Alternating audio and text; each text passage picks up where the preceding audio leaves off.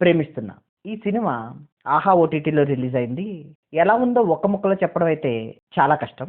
మనం రెగ్యులర్‌గా చూసే లవ్ స్టోరీస్ అయితే కాదు. ఇక్కడ హీరో హీరోయిన్‌ని ఎక్స్‌ట్రీమ్‌గా ఇష్టపడుతూ ఉంటాడు. సాధారణంగా మనం హీరో హీరోయిన్‌ని ముద్దు పెట్టుకోవడము, ఆమె కాళ్ళని ముద్దు పెట్టుకోవడము చూస్తుంటాం కదా!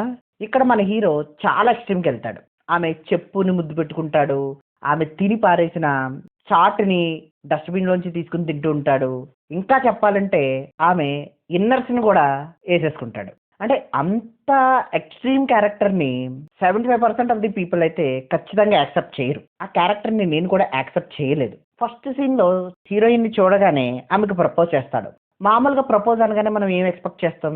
"నువ్వు నాకు నచ్చావు. ఐ లవ్ యూ" అంటూ హీరోయిన్ ఎనకాల హీరో తిరుగుతుంటాడు. కానీ ఇక్కడ ఈయన ప్రపోజల్ ఏంటంటే, "నీతో నేను రొమాన్స్ చేయాలనుకుంటున్నాను" అని ఆమె చుట్టూనే తిరుగుతూ ఉంటాడు. ఆమెని ఎలా అయినా ఒప్పించాలని. ఇక్కడ హీరో పాయింట్ ఆఫ్ వ్యూలో కామం లేకుండా ప్రేమ ఉండదు అన్నది. మేబీ అది కరెక్టే అవ్వచ్చు హీరో పాయింట్ ఆఫ్ వ్యూలో. కానీ ఏ మాత్రం పరిచయం లేని ఒక అబ్బాయి వచ్చి నీతో రొమాన్స్ చేయాలని అనుకుంటున్నాను అంటే ఏ అమ్మాయినైనా ఎందుకు యాక్సెప్ట్ చేస్తది? దాన్ని లవ్ అని ఎలా ఫీల్ అవుతది?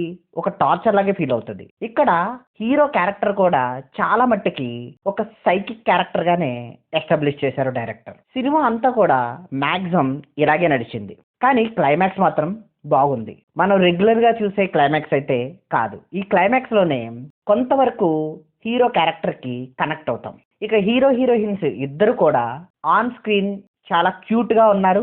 వాళ్ళ పెర్ఫార్మెన్స్ కూడా బాగుంది. సపోర్టింగ్ రోల్స్ లో చేసిన వాళ్ళు పర్టికులర్ గా హీరోకి మదర్ గా చేసిన వాళ్ళు, వాళ్ళ ఫ్రెండ్స్ బాగా చేశారు. వాళ్ళ క్యారెక్టర్స్ ని బాగా రాసుకున్నారు. 1, 2 సాంగ్స్ బాగున్నాయి. బ్యాక్గ్రౌండ్ మ్యూజిక్ బాగుంది.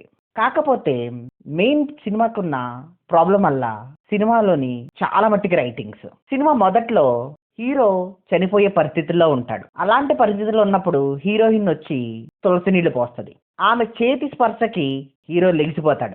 పరిగెట్టుకుంటూ వెళ్ళిపోతాడు. ఫైట్లు కూడా చేసేస్తాడు.